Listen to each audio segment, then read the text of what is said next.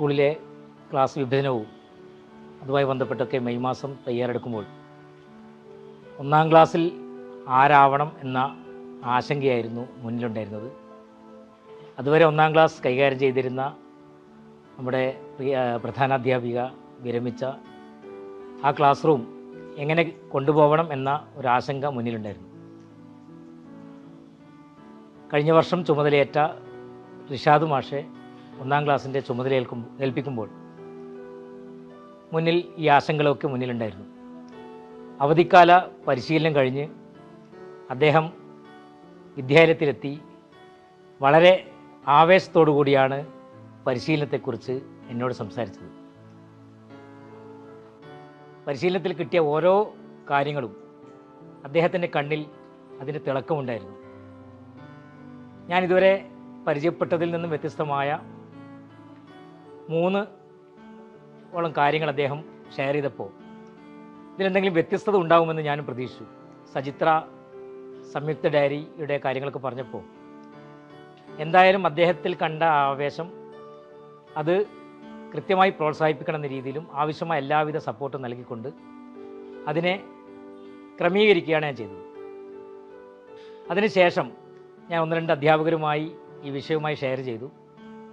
പക്ഷേ 3 പേരിൽ നിന്ന് എനിക്ക് കിട്ടിയ റിപ്ലൈ എന്ന് പറയുന്നത്, ഇങ്ങനെ പലതും എല്ലാ വർഷവും അവധിക്കാലത്ത് നൽകാറുണ്ട്, പക്ഷേ ഇതൊന്നും നമ്മളൊന്നും ഫോളോ ചെയ്യാറില്ല, പഴയ രീതി കൊണ്ടുപോയാലേ രക്ഷിതാക്കൾക്ക് സംതൃപ്തിയാവുകയുള്ളൂ എന്ന മറുപടിയായിരുന്നു എനിക്ക് കിട്ടിയത്. പക്ഷെ എന്നാലും എൻ്റെ അധ്യാപകൻ അതിൽ കണ്ട ഒരു ധാരണ കൃത്യമായി പ്രോത്സാഹിപ്പിച്ചു കഴിഞ്ഞാൽ ഗുണം ലഭിക്കുമെന്നൊരു വിശ്വാസത്തിൽ തൊട്ടടുത്ത് കൂടിയ SRGയിൽ വളരെ വിശദമായി ഓരോ ക്ലാസ്സിലും അധ്യാപകർക്കും കിട്ടിയ പരിശീലനത്തെക്കുറിച്ച് സംസാരിച്ചു. ഒന്നാം ക്ലാസ്സിൽ നടത്താൻ പോകുന്ന വ്യത്യസ്തമായ പ്രവർത്തനങ്ങളെക്കുറിച്ച് റിഷാദ് മാഷും അവതരിപ്പിച്ചു. ആശങ്കകൾ വല്ലാതെ കൂടി വന്നു. ഏത് രീതിയിൽ പോകണമെന്ന രീതിയിലുള്ള വല്ലാത്ത ആശങ്കകൾ അധ്യാപകർക്കിടയിൽ ഉണ്ടായി. ഏതായാലും കൃത്യമായ ധാരണയോട് കൂടി തന്നെ SRGയിൽ എല്ലാ അധ്യാപകരും നല്ലൊരു പിന്തുണ ഒന്നാം ക്ലാസ്സിലെ പുതിയ പ്രവർത്തനത്തിന് നൽകാമെന്ന് തീരുമാനിച്ചു.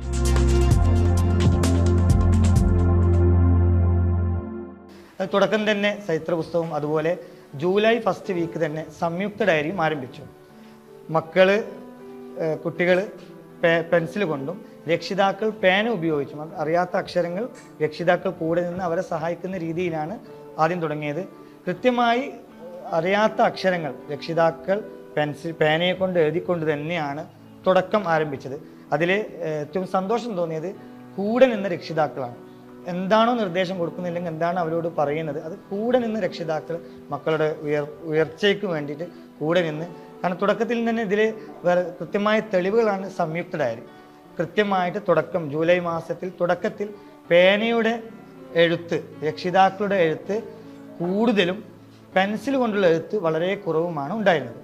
പക്ഷേ പിന്നീട് അങ്ങോട്ട് ദിവസങ്ങൾ കടന്നു പോകുന്നതിനനുസരിച്ച് മാർച്ച് അതുപോലെ ഒരു ഡിസംബർ കഴിഞ്ഞ് ജനുവരിയിലേക്ക് തുടക്കം തന്നെ കുട്ടികൾ വളരെ കൃത്യമായി മാറിക്കൊണ്ട് പാഠഭാഗത്ത് പഠിക്കേണ്ട അതുപോലെ അവർ കൃത്യമായി കരസ്ഥമാക്കേണ്ട അക്ഷരങ്ങളും ചിഹ്നങ്ങളും കരസ്ഥമാക്കിക്കൊണ്ടുള്ള നല്ല ഒരു രീതി സംയുക്ത ഡയറിയിലൂടെ ക്ലാസ് മുറിയിലുള്ള പാഠഭാഗ പ്രവർത്തനങ്ങളും ക്ലാസ് മുറിയിലെ പ്രവർത്തനങ്ങളും സംയുക്ത ഡയറിയിലൂടെയും ചരിത്ര പുസ്തകത്തിലൂടെയും നീങ്ങിക്കൊണ്ട് അവരുടെ ദൈനംദിന അവരുടെ മനസ്സിലുള്ള കാര്യങ്ങൾ വീട്ടിൽ ചെന്ന് രക്ഷിതാവുമായിട്ട് ഷെയർ ചെയ്ത് വളരെ കൃത്യമായി അവരുടെ നോട്ട് പുസ്തകത്തിൽ സംയുക്ത ഡയറിയിൽ എഴുതിക്കൊണ്ട് വളരെ നല്ല രീതിയിലുള്ള എഴുത്ത്, ഞാൻ നേരത്തെ പറഞ്ഞതുപോലെ രക്ഷിതാക്കളുടെ എഴുത്ത് നീലമഷി ആദ്യം ഉണ്ടായിരുന്നെങ്കിലും പിന്നീട് വളരെ കൃത്യമായിട്ട് നമുക്ക് പ്രത്യക്ഷമായിട്ട് മനസ്സിലാക്കാൻ സാധിക്കുന്ന ഒന്നാണ് മക്കളുടെ എഴുത്ത്, കൂട്ടുകാരുടെ എഴുത്ത് അത് പെൻസിൽ കൊണ്ട് വർദ്ധിച്ചു എന്നത്. ഇതിലൊക്കെ എനിക്ക് ആദ്യം ഏറ്റവും കൂടുതൽ സന്തോഷം തോന്നിയൊരു സംഭവം, തുടക്കം തന്നെ നമ്മളെ റെൻസ മോള്, ഇത് റെൻസ എന്ന കൂട്ടുകാരിയാണ്, റെൻസ കൂട്ടുകാരിയുടെ ഡയറി ആദ്യം ഒരു ഒക്ടോബർ മാസത്തെ ഒരു ഡയറി ഗ്രൂപ്പിൽ നമ്മൾ ദിവസം, കാരണം കുട്ടികളുടെ ഡയറി ഗ്രൂപ്പിലേക്ക് അയക്കേണ്ട ഒരു പ്രവർത്തനമുണ്ട് എല്ലാ ദിവസവും വൈകുന്നേരം, അത് കൃത്യമായിട്ട് അപ്ഡേറ്റ് ചെയ്യാറുണ്ട്. അതിലൊരു ദിവസമാണ് doctor T P Kaladharan sir, വിദ്യാഭ്യാസ ചിന്തകൻ doctor T P Kaladharan sir ഒരു ദിവസം മോളുടെ ഡയറി മെൻഷൻ ചെയ്തിട്ട് ഗ്രൂപ്പിൽ അയക്കുകയുണ്ടായി. അപ്പോൾ അത് സാറിനെപ്പോഴുള്ള ഒരാൾ അത് കൃത്യമായി നോട്ട് ചെയ്ത് നമുക്ക് അയച്ചു തന്ന് കാരണം അതിനൊരു വലിയൊരു അഭിനന്ദനം തന്നെ ഏറ്റുവാങ്ങിയ ഒരു സമയമായിരുന്നത്. മനസ്സിലേറെ സന്തോഷം, എനിക്ക് മാത്രമല്ല നമ്മുടെ സ്കൂളിനടക്കം വലിയൊരു സന്തോഷം തോന്നിയ, അഭിമാനവും തോന്നിയ ഒരു നിമിഷമായിരുന്നു അത്.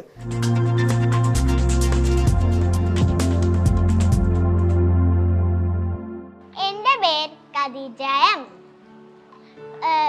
നമ്മൾക്ക് അറിയാത്ത വാക്കുകളെല്ലാം ഉമ്മ പേനനെ കൊണ്ട് ഞങ്ങൾക്ക് എഴുതിത്തരും.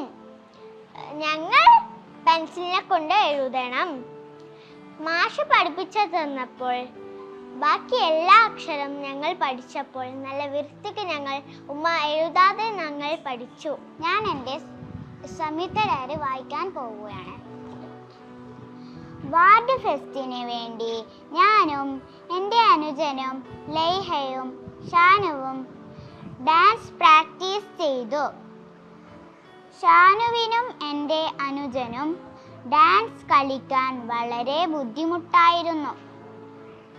ഡിയോ ഡിയോ എന്ന സിനിമ പാട്ടായിരുന്നു അത്. ഇന്ന് രാവിലെ എഴുന്നേറ്റു, പല്ലു തേച്ചു, ചായ കുടിച്ചു. ഇന്ന് സ്കൂളിൽ ചാനൽ ടീംസ് ചാനൽ ടീംസ് വിശേഷങ്ങൾ ചോദിച്ചു. ഇന്ന് രാവിലെ എഴുന്നേറ്റു, പല്ല് തേച്ചു, ചായ കുടിച്ചു. മദ്രസയിൽ പോയി. മദ്രസ വിട്ട് സ്കൂളിൽ പോയി. സ്കൂളിൽ ഷൂട്ട് ചെയ്യുന്നത് കൊണ്ട് ഞങ്ങൾ യൂണിഫോം ഇട്ടു. ഷൂട്ട് ചെയ്യുന്ന അവർ ഞങ്ങളെ ഡയറി എഴുതിച്ചു. എൻ്റെ പേര് അംന ഐഷ ഷുഹൈബ്. ഇന്ന് ഞാൻ രാവിലെ എഴുന്നേറ്റു, പല്ല് തേച്ചു, വസ്ത്രങ്ങൾ ഇട്ടു, ബസ് വന്നു, മദ്രസയിൽ എത്തി, കുറേ പഠിച്ചു, സ്കൂളിലേക്ക് പോയി. ഇന്ന് എനിക്ക് വളരെ സന്തോഷമുള്ള ദിവസമായിരുന്നു. ഞാനും എൻ്റെ ഉമ്മയും അനിയനും ഷാദി അമ്മായിൻ്റെ വാവനെ കാണാൻ പോയി. എന്തു രസാ വാവനെ കാണാൻ. കുഞ്ഞു കൈ, കുഞ്ഞു തല. ഉമ്മ എൻ്റെ കയ്യിൽ തന്നു. എനിക്കിഷ്ടപ്പെട്ടു. ഇന്ന് ഞാൻ മദ്രസയിൽ പോയി. എന്നിട്ട് വീട്ടിലേക്ക് വന്നു.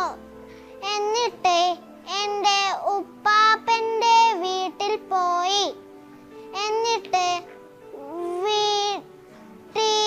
വീട്ടിലേക്ക് വന്നു. രാത്രി തിരിച്ചു വന്നു. ആദ്യം എന്നെ മാഷായിരുന്നു പഠിപ്പിച്ചത്.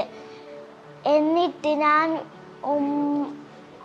എനിക്ക് കിട്ടാത്തത് ഉമ്മയും പേന കൊണ്ട് എഴുതി തന്നു.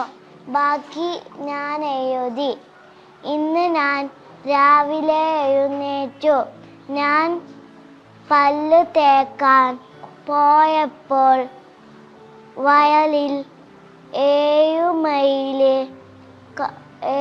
മയിലിനെ കണ്ടു. എന്നിട്ട് ബ്രഷ് കയ്യിൽ പിടിച്ച് നിന്നു. മാഷ് ഫസ്റ്റ് സചിത്ര പുസ്തകത്തിനെ കുറിച്ചും സംയുക്ത ഡയറിയെ കുറിച്ചും ഉമ്മയോട് പറഞ്ഞു കൊടുത്തു. ഞാൻ പെൻസിൽ കൊണ്ടും ഉമ്മ പേന കൊണ്ടും എഴുതി. എനിക്കറിയാത്തത് ഉമ്മ എഴുതി തന്നു.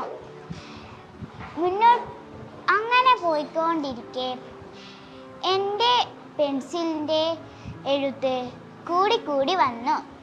ഞാൻ എല്ലാ അക്ഷരവും പഠിച്ചെടുത്തു. പിന്നെ ഉമ്മയുടെ ഒരു നീലമഷി പോലും കാണാതെ ആയി.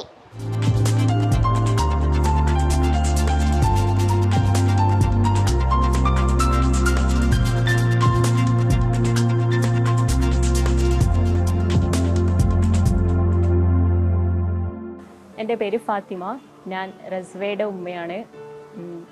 1ാം ക്ലാസ് പൊതുവേ 1-ാം ക്ലാസ്സിലെ കുട്ടികളെ ചേർത്തുമ്പോൾ അക്ഷരങ്ങൾ മാത്രമേ പഠിക്കാൻ തുടങ്ങുന്നുള്ളൂ. അവിടത്തേക്കാണ് കുട്ടികൾക്ക് സംയുക്ത ഡയറി എന്നുള്ള ആശയം കൊണ്ടുവരുന്നത്. വീട്ടിൽ നിന്ന് ഞാനും മകളും ഒരുമിച്ചിരുന്ന് ആദ്യമൊക്കെ എഴുതാൻ തുടങ്ങിയാലോ ഒരുപാട് തെറ്റവൾ വരുത്തിയിട്ടുണ്ട്. ഒരുപാട് എൻ്റെ പേനയുടെ തിരുത്തലുകൾ അതിൽ വന്നിട്ടുണ്ട്. പിന്നീട് കുറച്ചൊരു 2-3 മാസം കഴിഞ്ഞേരം അവൾ തന്നെ സ്വന്തമായിട്ട് ഡയറി എഴുതുന്ന രീതിയിൽ തെറ്റൊന്നും വരുത്താതെ നല്ല ഭംഗിയായിട്ട് അവളുടെ ആശയങ്ങൾ അവൾ തന്നെ കൊണ്ടുവന്ന് അതിലുള്ള ചെറിയ ആശയങ്ങൾക്ക് ചെറിയൊരു ചിത്രം അവൾ വരച്ച് കാണിക്കുമായിരുന്നു. അവർ ഓരോ ദിവസങ്ങൾ കഴിയുമ്പോഴും അതിൻ്റെ ഇമ്പ്രൂവ്മെൻറ്റ് ഡെവലപ്പ് ആകുന്നത് എനിക്ക് നന്നായിട്ട് കാണാനും അനുഭവിക്കാനും പറ്റി. മാത്രമല്ല കുട്ടിയുടെ ചിന്താശേഷിയും ഓർമ്മശേഷിയും വർദ്ധിക്കുന്നത് അറിയാൻ കഴിഞ്ഞു. പിന്നെ എഴുത്ത് ഭംഗിയാക്കാനും വായന കൂടുതൽ എളുപ്പത്തിലാക്കാനും വളരെയധികം ഉപകാരപ്പെട്ടു. പിന്നെ 1 മാസം കഴിഞ്ഞപ്പോഴുള്ള ഒരു ഇമ്പ്രൂവ്മെൻറ്റ് വളരെ കൂടുതലായിരുന്നു. കുട്ടിക്ക് തന്നെ വളരെ ആത്മവിശ്വാസത്തോട് സ്വന്തമായി കാര്യങ്ങൾ എഴുതാനൊക്കെ മനസ്സിലാക്കാനൊക്കെ പറ്റി. എൻ്റെ മകൻ ഇവിടെ പഠിക്കുന്നുണ്ട്, 2-ാം ക്ലാസ്സിലാണ് പഠിക്കുന്നത്. അവൻ്റെ ഒരു വിദ്യാഭ്യാസം നോക്കുകയാണെങ്കിൽ തന്നെ നല്ലൊരു വായനാശീലങ്ങളുണ്ട്. അതുപോലെ ഇംഗ്ലീഷ് ആയാലും മലയാളം ആയാലും ഏത് രീതിയിലും അവൻ കൈകാര്യം ചെയ്യാൻ അവൻ മിടുക്കനാണ്. അത് ഈ അധ്യാപകന്മാരുടെ കഴിവ് തന്നെയാണെന്ന് ഞാൻ മനസ്സിലാക്കുന്നു. നമ്മൾ ഈ സ്കൂളിൽ ഇപ്പോൾ ഒരു 230-ൻ്റെ മുകളിൽ കുട്ടികൾ പഠിക്കുന്നുണ്ട്. ഈ ഒരു LP സ്കൂളിൽ ഒരു UP സ്കൂളിലെ വിദ്യാർത്ഥികളാണ് ഈ LP സ്കൂളിൽ പഠിക്കുന്നത്. അത് തീർച്ചയായിട്ടും ഈ ഒരു അധ്യാപകന്മാരുടെ കഴിവ് തന്നെയാണ്.